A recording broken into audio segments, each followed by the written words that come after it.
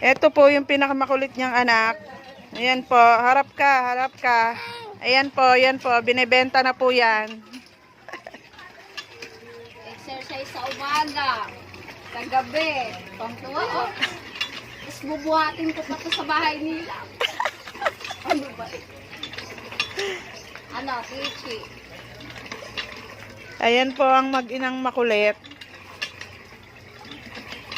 Tapos ang taga-bomba. Ang pangit. Dapat ikaw pala dito kasi para pumayat ka. Ano, tapos bubuhatin na. Tangtuwa. Tangtuwa, parusa. Parusa ni Ate Ichi, oh.